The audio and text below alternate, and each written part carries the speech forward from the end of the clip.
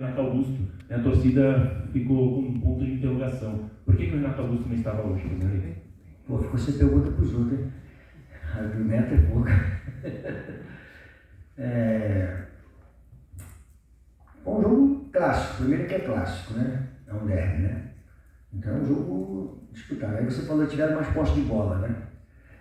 Mas o problema deles é não ter posse de bola, que eles são um time muito bem treinado. Não foi campeão porque surgiu do nada, porque eles têm um time de bons jogadores, mas a gente sabia sempre que a bola final, onde é que ela ia. Então os zagueiros já falaram muito bem que a bola final, eles querem abrir a área e chegar o jogador por dentro. E a bola chegando por fora. E nós tínhamos o posicionamento dos zagueiros muito bem posicionados, né? Então é normal. Nós sabíamos que poderíamos matar o jogo, ter a bola no primeiro tempo. Eu acho que, me perdoe dizer o seguinte, eu gosto de ser bem coerente, às vezes não, porque a discussão, cara, foi falta no Juan.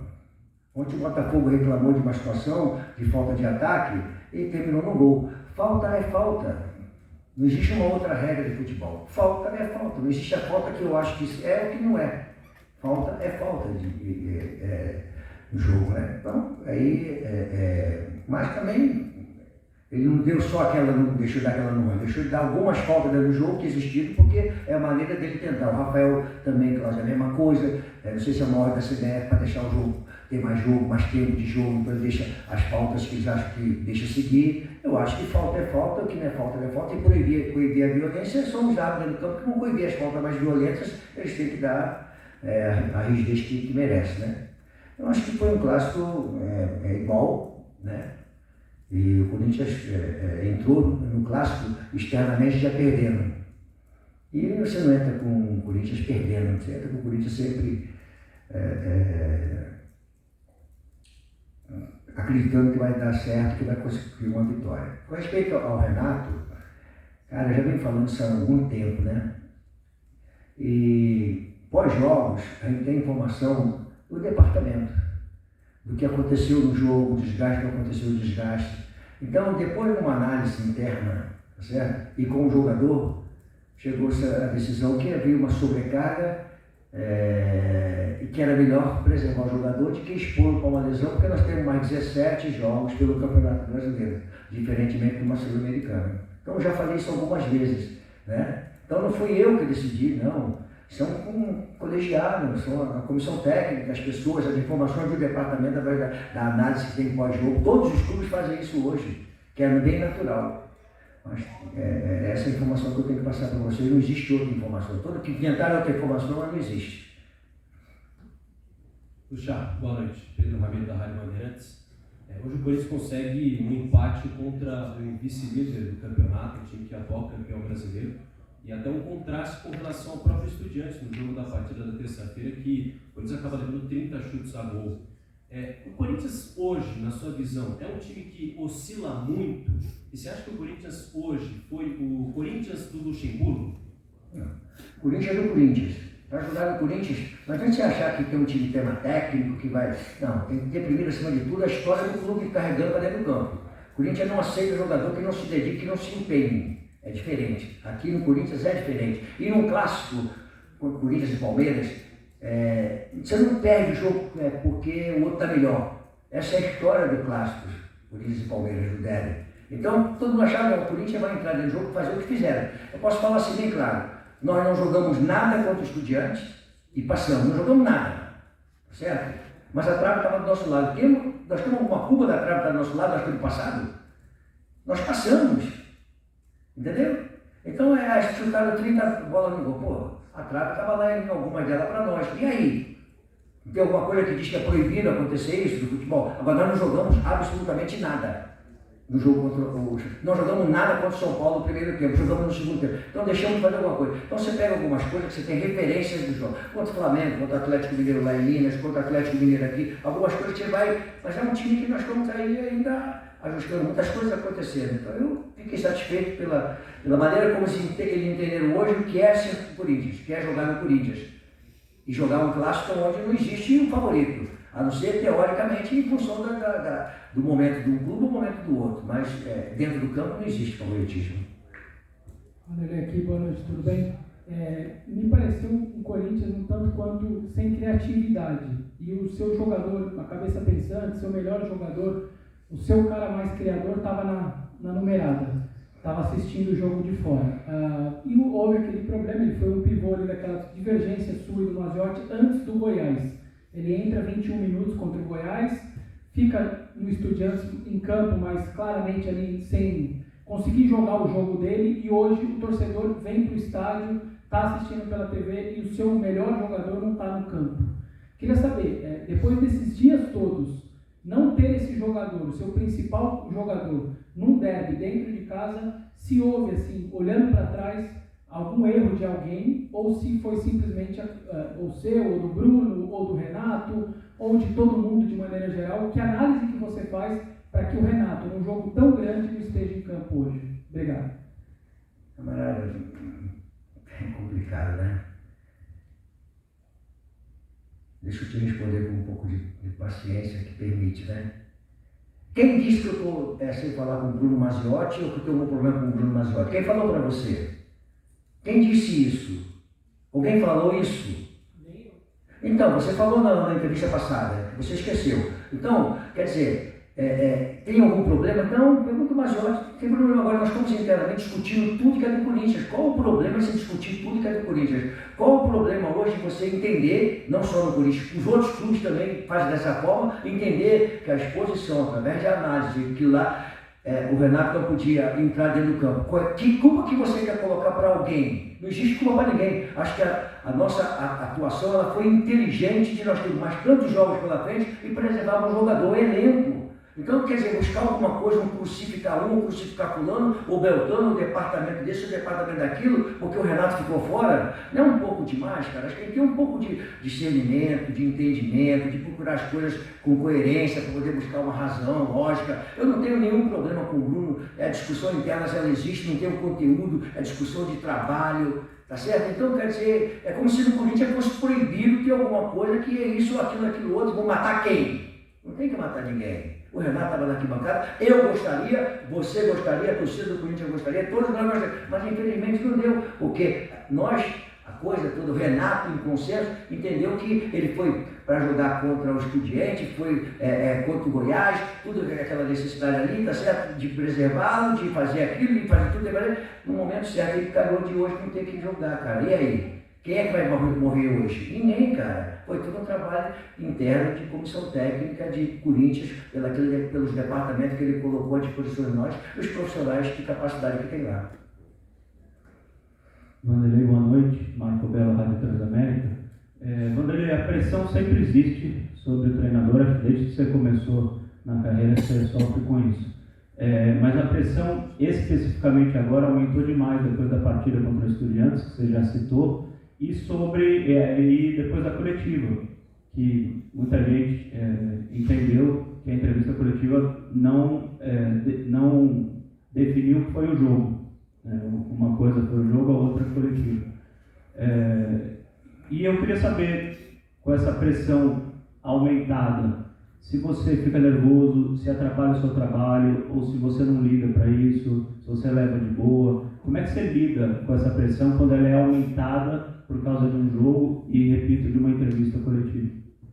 Cara, nada com tanto tempo de janela, né? Cara, dentro do Campeonato Brasileiro, dentro da nossa cultura, quem é que nós vamos execrar a cada clássico, ou a cada derrota, ou a cada... Quem é que vai ser execrado? Que treinador que vai sair? Quem é que vai ser o primeiro, a bola da vez? É assim no futebol brasileiro, não é no futebol brasileiro, é assim. Então, a bola da vez foi quem? Tá certo? Agora, só um comentário. Aonde vocês viram a minha palestra, tá certo? Em que eu defini que o Renato seria um centroavante. Em momento algum defini lá atrás que o Renato seria um centroavante. Quem viu minha palestra, eu jogaria com 2 caras de lado e 4 no meio, com 2 meias mais por dentro ali, porque eu sabia que eles iam jogar por dentro. Onde é que eu defini o Renato como falso centroavante? Em momento algum da minha palestra, com os jogadores. Você pode perguntar para os jogadores. Então, em momento algum, mas foi analisado como se eu tivesse definido que o Renato ia ser um falso centroavante. No jogo aqui, tá certo? Eu fiz uma situação dessa, porque tinha um complemento. Lá eu não fiz nada disso, do que as pessoas falaram. Mas, cara, nós não jogamos nada. Tomamos um gol com 54 segundos de jogo. Que estratégia que dá certo com 54 de jogo, você tomar segundo de jogo, você tomar um gol? Tá, aí você vai falar assim, cara, contra o São Paulo eu falei o seguinte, se nós tivéssemos perdido de 1-0 no primeiro tempo, seria um emocional diferente. Onde é que eu falei que eu queria perder de 1-0? Quem é que entra em campo para perder jogo? Ninguém entra. Mas se nós tivéssemos perdido o São Paulo de 1-0, não era um jogo talvez que pudesse ser diferente, como foi lá, no segundo tempo? Que eles tinham, se o Corinthians fizer um gol, acabou para nós. Eles têm que sair, mas já com a intensidade que foi. Então, cara, as entrevistas acontecem, as análises externas é que vem a pressão todinha. Quem é que vai ser crucificado por alguma coisa que aconteceu dentro do jogo? Vai ser quem? Quem é que vai ser mandado embora? Quem é que vai tomar pancada? Quem é que vai ser... foi o jogador que falhou, foi o outro que não sei o que. É assim o futebol brasileiro, não vai mudar muito, cara. Eu não vou conseguir mudar. Friburgo aqui, boa noite, Guilherme Pradella da Rádio CBN. Eu queria falar do sistema defensivo e do sistema ofensivo. Do defensivo, de um jogador especificamente, mas aí não é para generalizar em cima dele, mas a gente viu que o Lucas Veríssimo hoje teve uma partida muito boa e parece que entra na vaga do Murilo, que era titular, e parece que está dando conta do recado. Queria que você fizesse uma análise sobre o desempenho do Lucas Veríssimo num clássico, que sempre é um nível de atuação mais complicado. E sobre o sistema ofensivo, e aí não quero individualizar no nome de um jogador, mas o Corinthians, desde aquele jogo contra o Curitiba, se não me engano, teve 6 partidas e marcou 2 gols. Você está tendo que tipo de dificuldades para fazer o time marcar mais gols? É verdade que teve 2 jogos de mata-mata, que também é um tipo de jogo diferente, mas ofensivamente, que soluções você está buscando para o time voltar a fazer gols? Camarada, toda vez que eu estou chegando aqui numa coletiva, está sempre faltando alguma coisa para o Corinthians. Se não tivesse não faltando alguma coisa, não estaria liderando a competição, seria diferente. Não é verdade? Então, cara, está sempre faltando alguma coisa. O Lucas, eu já disse o seguinte, quando saiu a venda do Murilo, eu falei que nós tínhamos 5 bons zagueiros. Com a saída do Murilo, ficamos com 4 bons zagueiros. Eu nunca descartei a contratação do Lucas Veríssimo como uma contratação muito boa para o Corinthians. Até porque são jogos que poderiam aparecer proposta, e o Corinthians se preparou. Apareceu a proposta do Murilo e foi embora. E nós temos o Lucas Veríssimo, e temos o Caetano, que é muito bom jogador. E temos o Bruno, como joga lateral, que joga por dentro, que é muito bom jogador. Hoje eu queria enaltecer o Yuri. Se o Yuri fizer isso todos os jogos, tá certo? A bola daqui a pouco vai começar a entrar. Mas o torcedor corintiano quer ver o que ele fez hoje. Sustentou bola, sustentou porrada, dividiu, lutou, tá certo? O Hélio oscilou com boas jogadas, de repente dão boas jogadas. Então, cara, nós estamos buscando, nós não estamos parados em busca, tá certo? Então, pegando a sua pergunta, lá atrás, quando nós estávamos tomando porrada, tá certo? A nossa defesa não prestava. O Gil foi achincalhado dentro de um hotel, aí era a defesa. Agora é o ataque. Então, cara, tem sempre alguma coisa negativa. Mas eu estou bem acostumado com isso aí, vou entender sempre as perguntas como elas fazem parte de um processo. Se nós tivéssemos um time totalmente redondo, a gente estava liderando a competição. Luciano, aqui, tudo bem? Vinícius Lúcio, central do Timão. Agora vai ter a parada da data FIFA, né? Tem bastante coisa para ajustar no time. Como que vai ser essa sequência de treinos na sua avaliação? Vai ser muito bom, né? Uma pena que ele vai perder alguns jogadores para as seleções, né? Isso é uma coisa, né, que acontece hoje naturalmente, né? Bons jogadores de outros países da América do Sul aqui vão para a atividade eliminatória, então deixa aqui no momento em que você pode estruturar o equipe com uma sequência, né? E agora acabou de ser parabéns para ele, né? O Gabriel, né? Gabriel Moscato acabou de ser convocado, quer dizer, então aquilo que eu o Marco já tomou o cartão, quer dizer, vamos dar 2 dias e meio para os jogadores ficarem em casa e voltam quarta-feira, porque estão há muito tempo viajando, concentração e cabeça e uma série de coisas, então fica em casa um pouco para perturbar um pouco a família, os garotos, as crianças perturbarem um pouquinho eles. E vamos preparar o time, não é ruim, só porque a gente vai poder preparar, porque se tivesse todo mundo aqui, com certeza ele prepararia bem melhor a equipe, porque dá você fazer, mas vamos trabalhar bem, recuperar principalmente a parte física, né? Porque um desgaste emocional é a parte física, né? Aqui, Luiz Fabiano de Itatiaia, tudo bom? Tudo bem. Mais recentemente, num clássico contra o São Paulo, também pelo Campeonato Brasileiro, que empatou em 1-1, ainda no começo do seu trabalho, você exaltou muito na entrevista coletiva o fato do Corinthians não ter sido derrotado, que a prioridade naquele momento era o Corinthians não ter sido derrotado. Eu queria saber se esse tipo de mentalidade também serviu para a preparação para esse jogo contra o Palmeiras. Pensar primeiro em não perder para depois começar a pensar na possibilidade de Não, como é que eu vou fazer uma palestra para o jogador para não perder no Corinthians? Não existe, cara. Não existe. Tem coisas que elas são externas e não tem nada a ver com a gente. Você não conclui o que a gente faz na palestra, o que a gente fala para o jogador. Então, como é que eu vou chegar, rapaziada, vamos entrar em campo para não perder hoje? É complicado, né? E você fazer isso aqui, até porque o Corinthians não permite essa forma. Cara, hoje, especificamente, né, eu tenho que dar os parabéns aos jogadores, porque nós entramos no jogo como azarão. Essa é a grande verdade. Antes de começar o jogo, nós estávamos lá dentro para saber quanto é que seria o jogo. Alguns deram goleada disso, goleada daquilo, outra aqui que não sei o quê. Esqueceu que é o Corinthians e o Palmeiras, mesmo vendo um mau momento, é assim, o Corinthians vendo um mau momento. E ao contrário, o Corinthians vendo um mau momento e o Palmeiras é assim um derby. Entendeu? Então deram antes. Eu não caminho para isso. Eu não entrei em campo. Agora, se considerar um empate normal entre Palmeiras e Corinthians, ou Corinthians e São Paulo, não vejo nenhum problema. É um resultado bem normal. Opa, Vanderlei, tudo bem? Júlio Medeiros, da Gazeta Esportiva. Vanderlei, o Corinthians, isso até antes de você assumir o time, muitas vezes era um time criticado por não fazer falta tática. Né? O adversário tinha muita chance de contragolpe, ninguém parava a jogada, muitas vezes a jogada terminava em gol. Se eu não me engano, até o gol contra o Cruzeiro é mais ou menos um lance assim, quando eles tentam fazer a falta e não conseguem. Hoje o Corinthians fez algumas faltas táticas. A expulsão do Maicon, o Veríssimo, logo depois no Hendrick também, e no decorrer do jogo também, contra o Palmeiras, que é um time que tem um contragolpe muito forte.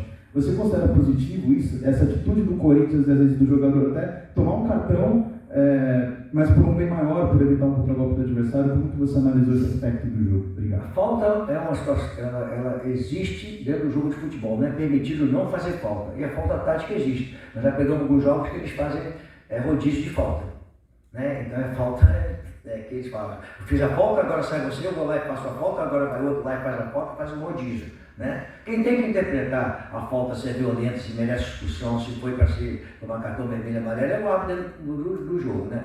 Eu acho que falta, a meu ver, sempre é falta. Não existe uma outra regra que criaram de que falta não é falta, né? Então falta é falta de jogo. Eu acho que a falta do Maicon foi necessária, né? Atrasou um pouco a jogada, foi ali, que não sei o quê, faz parte. Eu não vou dar pancada no Maicon hoje, porque o Maicon fez uma falta que... A falta do Lucas Veríssimo foi importante, até que se ele tomasse o cartão vermelho ali, fazer o quê? Se ele fosse em direção ao gol. É melhor tomar o cartão vermelho, faltava 1 minuto para terminar o jogo, 2 minutos, do que o cara ir na cara do gol. Então isso tudo é de jogo de futebol. André, boa noite. Você respondeu anteriormente sobre uma pressão que poderia estar existindo em relação a você, sendo até bem objetivo. Você se sente respaldado pela diretoria em meio a essa pressão? Cara, eu estou dizendo assim, né? Eu venho falando isso aqui, cara.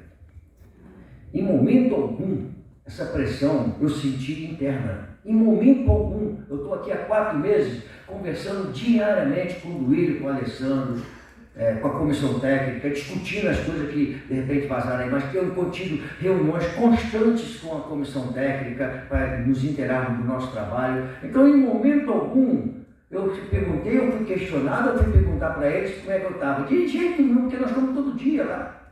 Então, essa pressão toda ela é externa. Ela, em momento algum, o que está acontecendo aqui? Eu vi isso, eu vi aquilo, vai acontecer isso, vai acontecer isso, vai acontecer. E em momento algum foi passado. A Alessandro está todo dia comigo lá e o Duílio está todos os dias. Em momento algum nós sentamos para conversar sobre alguma situação, se eu vou sair, eu só vou ficar. Em momento algum. Agora a parte externa ele mandou embora, trocou, fez isso, fez aquilo, outro, mas internamente nunca tem. Mas eu estou com uma informação. Uma informação que saiu agora, o ambiente é ruim com luz. Caralho, cara, deixa eu falar uma palavrão, saiu até meio que faz que eu estava lá. Cara, vocês não estão lá no dia a dia para saber como é que é a minha relação com os jogadores. Você não tem noção de que eu não tenho nenhum problema com atleta nenhum. Nenhum. Relação de amistosa. Com os mais velhos, com os mais novos nos respeitam como se fossem meus filhos, meus netos, os mais velhos nós temos uma situação. Cara, não existe nada disso. Cara, não tem informação de um ambiente é ruim. Mas o cara não vai lá. Até porque hoje a empresa nem vai no treinamento, porque ele não está...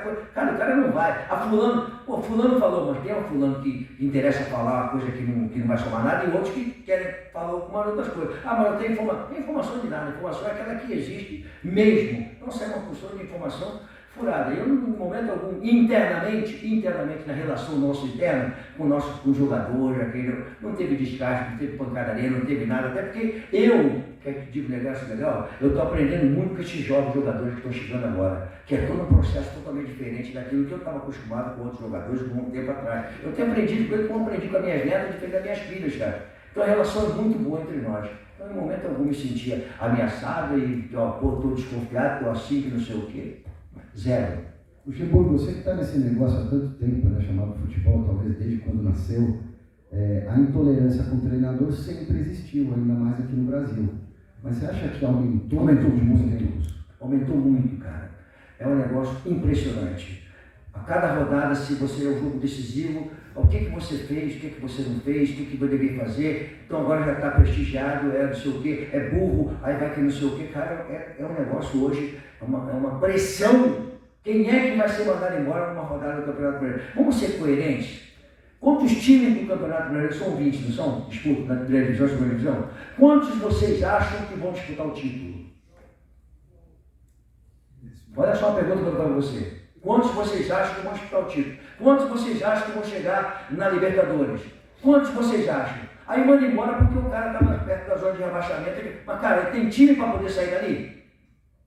É uma situação que é complicada? A análise é o seguinte, porque tem uma camisa pesada, aí tem que estar com uma situação. Mas peraí, vamos analisar. Quem é que está disputando o título hoje?